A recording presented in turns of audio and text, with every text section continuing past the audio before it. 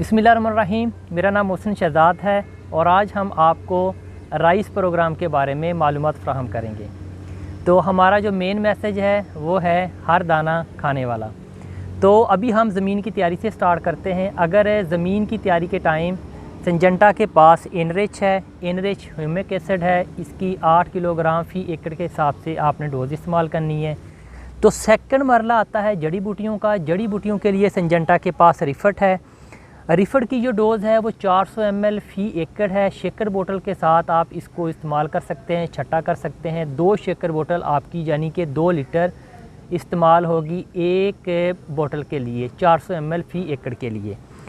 रिफट है। रिफट के अलावा हमारे पास मैचिटी भी है। मैचिटी की जो डोज़ है वो 800 ml है और इसको भी आपने, इन दोनों को आपने विद इन 3 डेज़ इस्तेमाल करना है। 3 दिन के अंदर अंदर जड़ी बूटियाँ उगने से पहले इस्तेमाल करना है, पहले छट्टा करना है।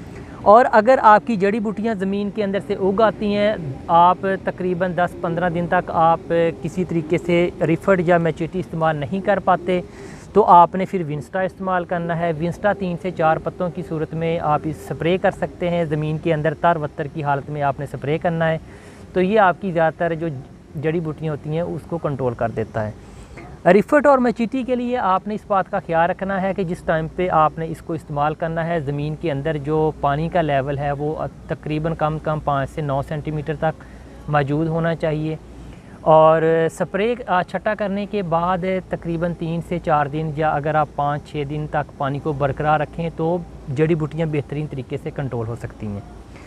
तो सेकंड मरला आता है अर्ली टिलरिंग का। अर्ली टिलरिंग क्या होती है कि जब एक मेन स्टेम के साथ एक और टिलर निकल आए, एक मेन जो आपका मदर टिलर होता है उसके साथ एक और टिलर निकल आए और ये वाली सिचुएशन फील्ड के अंदर 50% तक मौजूद हो तो उसको हम अर्ली टिलरिंग कहते हैं। यानी कि जो शगुफ़े बनाने वाली इब्तदाई मरला होता है वो स्टार्ट हो चुका होता है 10 से लेके 15 दिनों के दरमियान में। तो उस टाइम पे हमारी रिकमेंडेशन होती है कि नया जिंक प्लस जो है इसको आप इस्तेमाल करें। नया जिंक प्लस की जो डोज़ है वो 7.5 किलोग्राम फ़ी एकड़ है। 1 एकड़ के अंदर आप 7.5 किलोग्राम इस्तेमाल करेंगे और उस टाइम पे आप फील करोगे कि जिस तरह कुछ जंग सा पत्तों को लग चुका होता है, वो जो जिंक की कमी होती है उसके लिए ज़रूरी है कि नया जिंक आप इस्तेमाल करें। उसके बाद जो नेक्स्ट मरला आता है वो आता है एक्टिव टिलरिंग का। बहुत ही इम्पॉर्टेंट है, बहुत ही ज़्यादा इम्पॉर्टेंट है। ये इसलिए इम्पॉर्टेंट है कि इस यहाँ पे मैक्सिमम शगुफ़े बनना शुरू हो जाते हैं।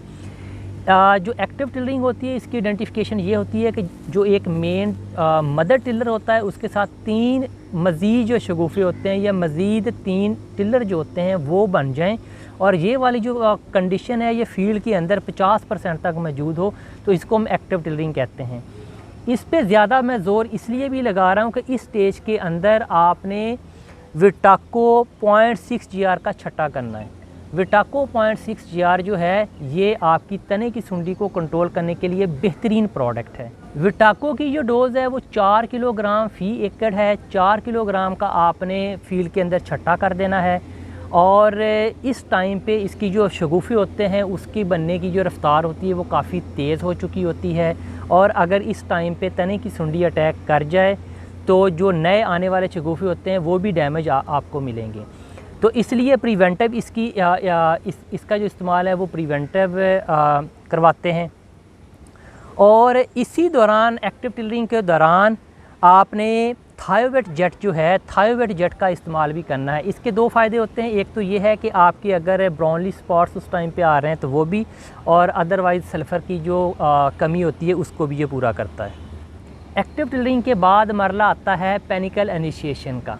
पैनिकल इनिशिएशन क्या होता है कि जो आपका मदर टिलर होता है उसके अंदर उसकी जो शीट होती है उसके अंदर जो सिट्टा होता है उसका बनने का प्रोसेस स्टार्ट हो चुका होता है और ये तकरीबन 40 दिन पे आ जाता है। तो 40 दिन पे जब इस सिट्टे को भी महफूज करने के लिए तो सेकंड जो हमारी रिकमेंडेशन होती है वो अगेन विटाको 0.6 GR की 4 किलोग्राम का छट्टा करना है। या इन केस अगर वहाँ पे तने की सुंडी भी मौजूद है, तने की सुंडी के अलावा पत्ता लपेट भी मौजूद है, तो हमारी जो रिकमेंडेशन होती है वो विटाको 40 WG की होती है। विटाको 40 WG सेम जहर है, इसको हमने 40 ग्राम जो होता है फ़ी एकड़ के अंदर स्प्रे करवाना होता है।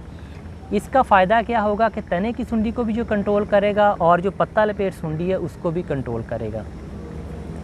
उसके बाद नेक्स्ट मरला हमारा आता है बूटिंग स्टेज का या गोब की हालत का। गोब की हालत में हमारी रिकमेंडेशन होती है कि आप 3 लीटर जो है नया पोटाश इसको पानी के साथ आप फ्लड करें। ये आपकी पोटाश की कमी को पूरा करने के लिए बेहतरीन होता है। और साथ हमारी जो रिकमेंडेशन होती है, क्योंकि इस स्टेज के ऊपर मोस्टली जो ब्लास्ट वगैरह होती है या ब्राउनली स्पॉट होते हैं, जो बीमारियां होती हैं वो स्टार्ट हो चुकी होती हैं, तो उसके लिए प्रिवेंटिव हमारा स्कोर की हम रिकमेंडेशन करते हैं कि उस टाइम पे आप स्कोर करें। और उसके तकरीबन 20 दिनों के बाद अराउंड 60 से 70 दिनों के दरमियान में हम अमिस्टा टॉप की रिकमेंडेशन देते हैं। अमिस्टा टॉप जो होता है, ये अमिस्टा टॉप और स्कोर मिलके जितनी भी आपकी डिजीज़ होती है उससे आपको छुटकारा दे देता है। जैसे ही क्रॉप हेडिंग स्टेज पे आती है तो गोब की हालत जो होती है लेट बूटिंग स्टेज को कहते हैं, या जैसे ही सिट्टा जो है ना वो बाहर निकलना शुरू होता है, उस टाइम पे अगर आप अंदर देखें तो प्लांट हॉपर का भी इशू नज़र आ रहा होता है। वो जो प्लांट हॉपर है उससे छुटकारा हासिल करने के लिए प्लानम है। प्लानम बेहतरीन प्रोडक्ट है जो कि प्लांट हॉपर को बेहतरीन तरीके से कंट्रोल करता है। एसओपी का इस्तेमाल आपने 15 से 30 दिनों के दरमियान कर देना है। तकरीबन 20 के अराउंड अबाउट आप एसओपी इस्तेमाल कर सकते हैं। 25 किलोग्राम का बैग होता है जो कि 1 एकड़ के लिए होता है। इसी के साथ हमें इजाज़त दें। Thank you very much.